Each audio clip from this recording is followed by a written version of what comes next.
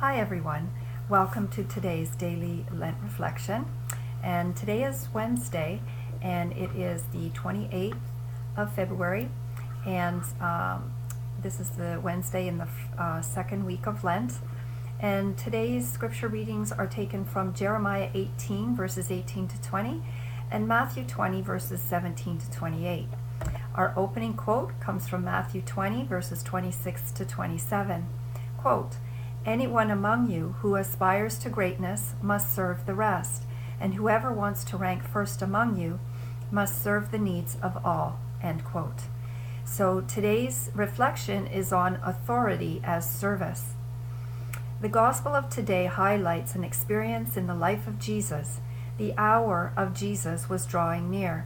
He was going up to Jerusalem, where the Son of Man will be handed over to the chief priests and scribes, who will condemn him to death. They will turn him over to the Gentiles to be made sport of and flogged and crucified. And that comes from Matthew 20 verses 18 and 19. Yet, even at this late hour, the sons of Zebedee, James and John, and indeed the other apostles as well, did not really understand what was about to happen. Instead of hearing what Jesus had been saying, they had been listening to their own drummer. They were enthralled with the popular belief that the Messiah would come in power and glory, that he, like a good politician, would take care of his faithful followers. James and John, with their mother acting as spokesperson, wanted to have ringside seats at the Messiah's royal tribunal. And you can read about that in Daniel 7 verses 9 and 10. They wanted to be in on the action with the pagans, when the pagans would undergo judgment. Like any teacher, Jesus realized that he had to go back to the basics. He had to emphasize what their discipleship really meant. James and John would be with him at his final hour, to be sure, but this would entail not power and glory and judgment, but rather sharing in his cup of suffering. According to Acts 12 verse 2, James was beheaded by Herod Agrippa in AD 44. Although there is no explicit record of John's martyrdom, it is clear that he shared in the sufferings of Jesus. The other 10 apostles were indignant at James and John, but they were indignant for the wrong reasons.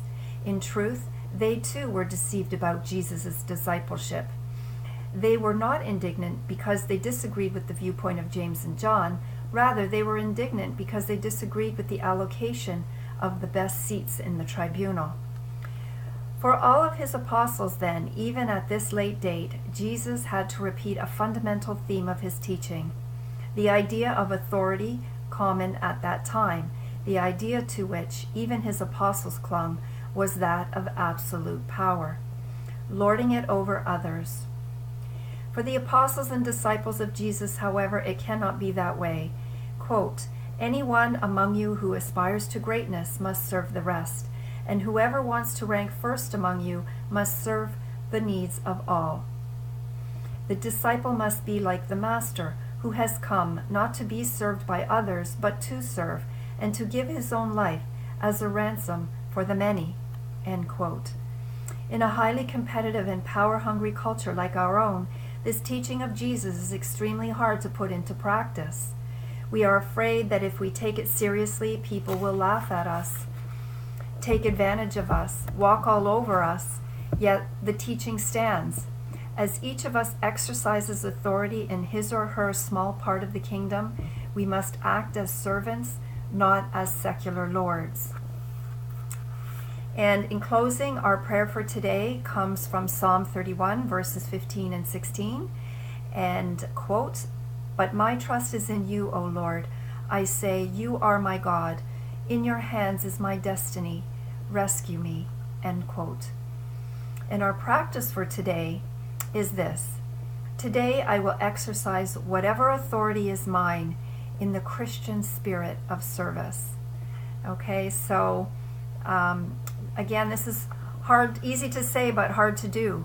So for those of you who are in a position of authority, make sure that your authority is done with Christian service in mind. So that's it for today. I hope you enjoyed that. I hope you get something out of it, and I hope you can take some time to reflect some more on it. Okay, that's it. Take care. See you tomorrow. Bye-bye.